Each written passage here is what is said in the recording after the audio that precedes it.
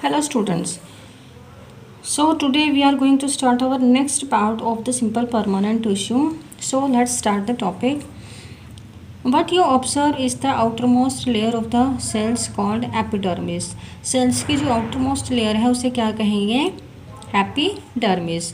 The epidermis is usually made of a single layer of cells. जो epidermis होती है, जो outer layer होती है cell की, वो single layer की बनी होती है. In some plants living in very dry habitat, the epidermis may be thicker. जो प्लांट्स बिल्कुल ड्राई हैबिटेट में रहते हैं, ठीक है, जो बिल्कुल ही ड्राई हैबिटेट में रहती है, पानी की कमी जहाँ पर होती है, उनके अंदर जो एपिडर्मिस होती है वो थिक होती है, जो आउटर लेयर होती है वो थिक होती है.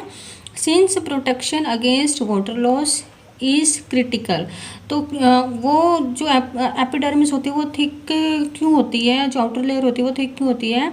क्योंकि उन प्लांट्स में वाटर लॉस को वो जो लॉस ऑफ वाटर है उसे कम करना होता है.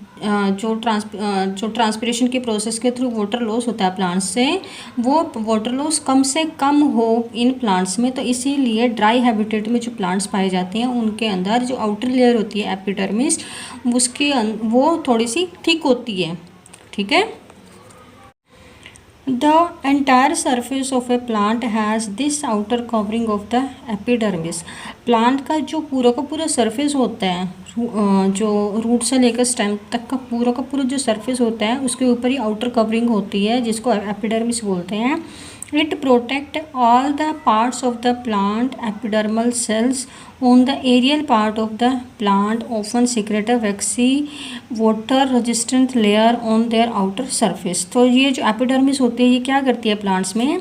ये प्लांट्स की हर एक पार्ट को प्रोटेक्ट करती है, ठीक है. The epidermal cells on the aerial part of the plant.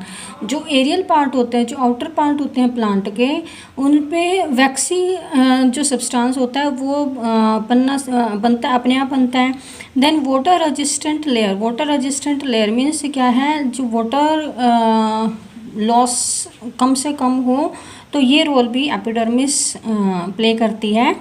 Then this aid in protection against loss of water. और ये क्या करती है? जो लॉस ऑफ वाटर है वो कम से कम होने देती है, उसको बचाती है, वाटर लॉस को बचाती है epidermis.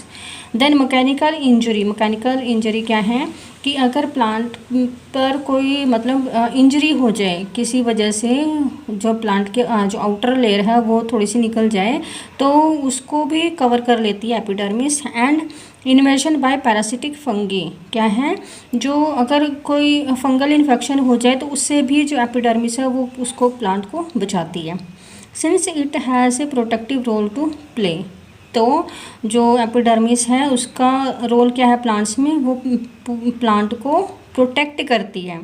Sales of epidermal tissue form a continuous layer without intercellular space.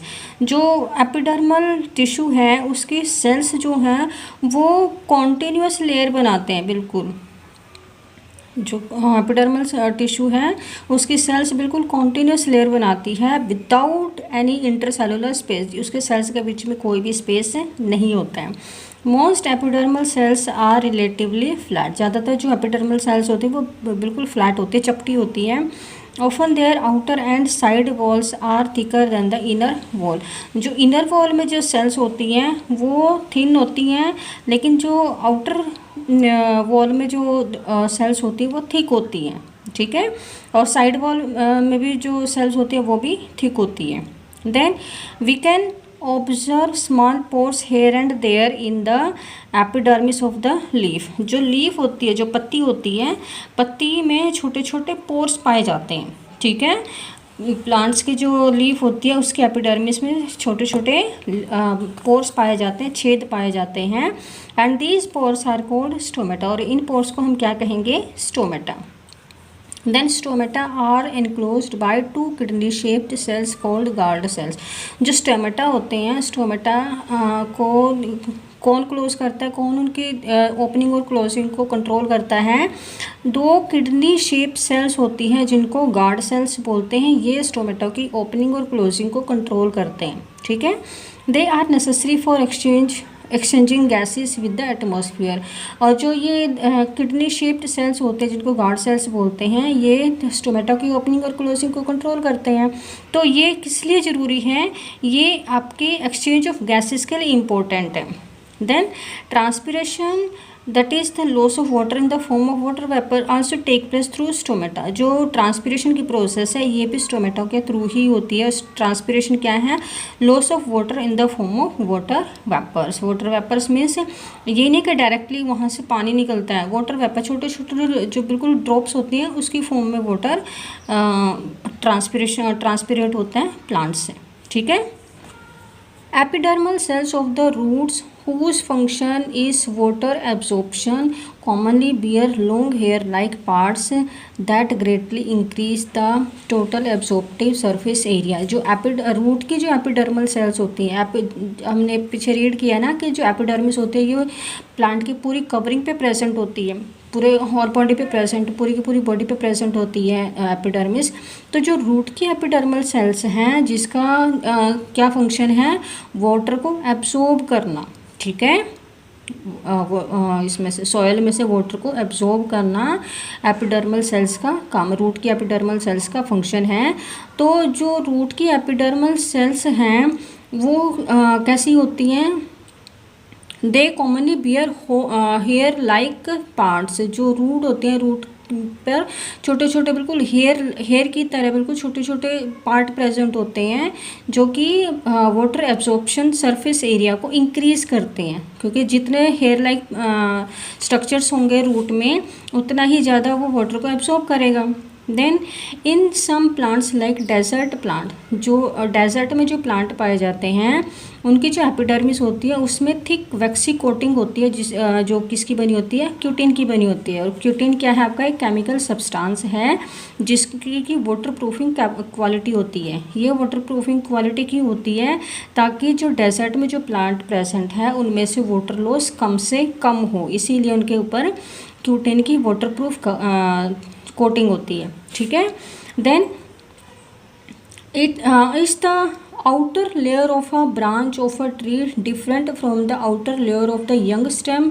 ये तो आपने देखा ही होगा कि जो यंग स्टेम होती है और जो एक मैच्योर ट्री होता है उनकी स्टेम की जो आउटर लेयर है वो बिल्कुल डिफरेंट होती है।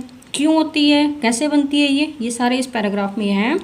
Then as plants grow older the outer protective tissue undergo certain changes. जैसे जैसे प्लांट की ग्रोथ होती है तो उसके जो आउटर टिश्यू होता है उसमें काफ़ी सारे चेंजेस आते हैं। ठीक है।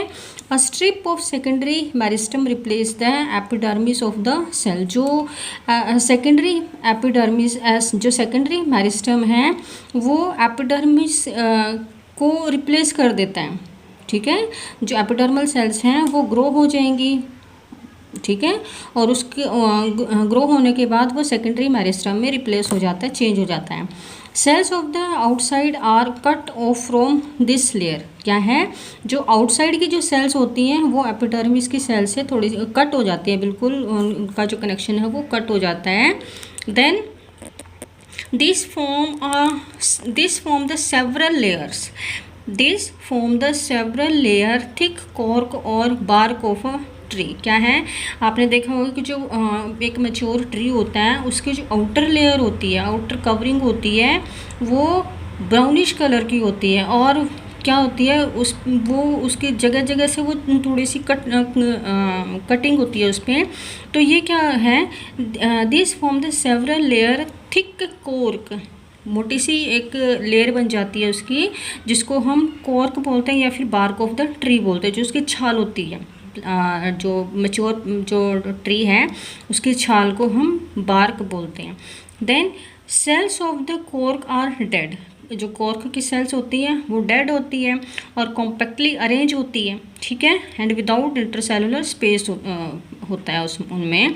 क्या है? बिल्कुल बहुत टाइटली पैकिंग होती है इन सेल्स की। डेड सेल्स होती हैं और उनके बीच में इंटरसेलुलर स्पेस बिल्कुल भी नहीं होता है, सेल्स के बीच में कोई स्पेस प्रेजेंट नहीं होता है।